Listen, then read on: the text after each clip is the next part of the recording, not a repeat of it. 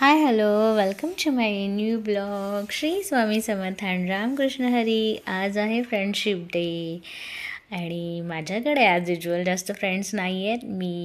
माझ्याकडे पहिल्यापासूनच माझे नेहमी लिमिटेड फ्रेंड्स राहिले आहेत. म्हणजे कॉलेजपासूनचे काही 2-3 फ्रेंड्स आहेत, तेच म्हणजे खूप क्लोज वन आहेत. म्हणजे आम्ही रोज नाही बोलत, कधीतरीच भेटतो, कधीतरीच बोलतो. पण जे वाईब्स असतात आणि जी मजा असते ना, ती नाही सांगू शकत. 2 मुलं आहेत आणि दोघी-तिघी आम्ही मुली आहोत. तर कॉलेजपासून आमचा असाच ग्रुप होता. तर चला फ्रेंडशिपबद्दल तर बोलायला माझ्याकडे जास्त काही नाही आहे. आपण रेसिपीला स्टार्ट करूयात. आणि आज आपण बनवणार आहोत पालकपुरी. खूप सोपी आणि सिंपल आहे, पण खायला खरंच खूप छान लागते. मस्त कुरकुरीत अशी पालकपुरी. आता थोडंसं वेदर पण पावसाचं असतं मध्ये तर करायला काहीच हरकत नाही आहे, झटपट अशी होऊन जाते. तर चला तर बघूयात. पहिल्यांदा आपण घेतलेलं आहे इथे पीठ. गव्हाचं पीठ घेतलेलं आहे. त्याच्यामध्ये मी थोडंसं थोडंसं तेल टाकून, जिरं मोहरी लसूण टाकून त्याच्यामध्ये मी पालक थोडंसं वाफवून घेतलेलं आहे आणि त्याची पेस्ट करून घेतलेली आहे.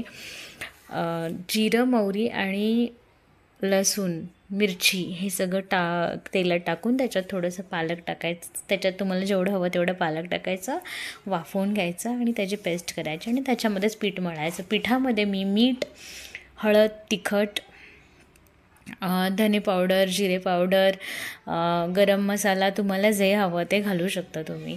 आणि छान असं मळून घ्यायचं आहे, एकजीव करून घ्यायचं आहे. एक्स्ट्राचं पाणी टाकायचं नाही आहे, जेवढं पालकचं असेल तेवढंच टाकायचं. गरज लागल्यास तुम्ही टाकू शकता. पण असं छान असं ग्रीन गोळा तयार झालेला आहे आणि आपण पटापट पुऱ्या लाटून आता त्याचे हे बघा इथे मला लाटी लाटून झालेली. आपण त्याच्या पुऱ्या पाडून तेल गरम करायला ठेवलं आहे. आपण पुऱ्या बनवून घेऊयात. मस्त असं खुशखुशीत आणि खूप छान लागतात खायला. सॉसबरोबरही छान लागतात. नुसत्या पुऱ्याही खूप छान लागतात. तुम्हाला अजून कडक हवे असतील तर तुम्ही त्याच्यामध्ये तांदळाचं पीठ टाकू शकता, पण मी कधी नाही टाकत. बिना तांदळाच्या पिठाच्याही छान होतात, फुलतात छान. तुम्ही बघालच पुढे. हे बघा इथे छान असं पुऱ्या करून मी तळून घेतलेल्या आहेत आणि मस्त अशा फुललेल्या पुऱ्या तयार आहेत. तर तुम्ही तुमचा फ्रेंडशिप डे कसा सेलिब्रेट करता?